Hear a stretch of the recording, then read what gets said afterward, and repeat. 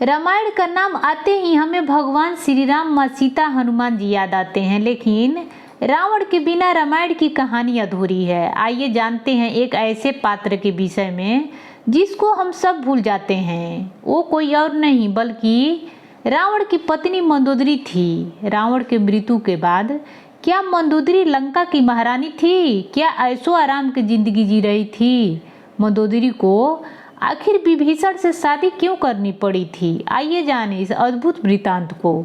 आप देख रहे हैं भक्ति मन। पौराणिक कथाओं के अनुसार पुलस्त्य ऋषि के पुत्र और महर्षि अगस्त के भाई महर्षि विश्वा ने राक्षस राज सुमाली की पुत्री केकसी से विवाह किया।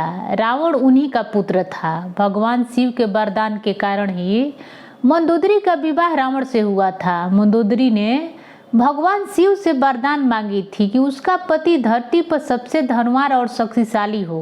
मंदोदरी ने श्री विश्वेश्वर नाथ मंदिर में भगवान शिव की आराधना की थी। यह मंदिर मेरठ के सदर इलाके में है, जहां मंदोदरी और रावण की मुलाकात हुई थी। जब रावण माँ सीता का हरण करके लंका लाया तब मंदोदरी ने इसका विरोध कर सीता को राम को सौंपने के लिए कहा था, लेकिन रावण मंदोदरी के एक नहीं सुनी और रावण का भगवान राम के साथ भयंकर युद्ध हुआ। राम रावण युद्ध में विभीषण को छोड़कर उसके पूरे कुल का नाश हो गया था। रावण के मृत्यु के उपरांत विभीषण और कुछ महिलाएं ही जिंदा बची थी। एक कथा यह भी प्रचलित है कि रावण के मृत्यु एक खास बाण से हो सकती थी और इस बाण की जानकारी मंदोदरी को थी। हनुमान जी छल से मंदोदरी से उस बाण को ले लिया था, जिससे भगवान राम ने रावण का वध करने में सफल हुए थे। रावण के मृत्यु के उपरांत मंदोदरी ने युद्ध भूमि में गई और वहां अपने पति, पुत्र, अन्य संबंधियों को शव को देखकर अत्यंत दुखी हो गई थी। फिर उन्होंने प्रभु श्री राम की ओर देखा, जो कि अलौकिक आभा से युक्त दिखाई दे रहे थे। श्री राम ने लंका के सुखद भविष्य हेतु विभीषण को राजपाट सौंप दिया।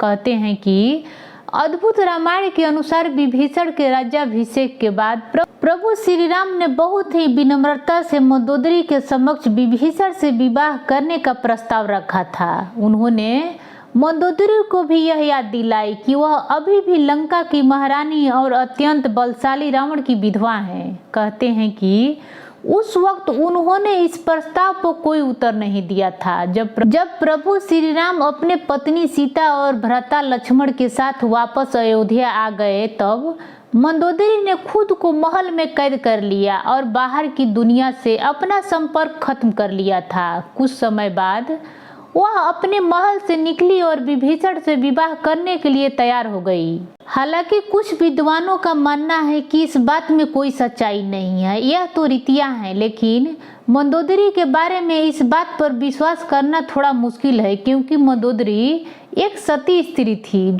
जो अपने पति के प्रति समर्पण का भाव रखती थी। ऐसे में मंदोदरी का विभीषण से विवाह करना अपने आप में हैरान कर देने वाली घटना है। हालांकि रामायण में ऐसे ही कई अजीबो किस्से हैं। यह भी सुनने में आता है कि कुछ समाजों में प्राचीन काल से ऐसा ही प्रचलन था। सुग्रीव ने बाली के मारे जाने के बाद उसकी पत्नी से विवाह कर लिया था। दोस्तों, मंदोदरी के बारे में आपका क्या राय है? कमेंट में लिखें और पसंद आए तो लाइक करें। मेरे चैनल को सब्सक्राइब करना न भूलें। फिर मिलेंगे खास वीडियो के साथ, तब तक के लिए धन्यवाद।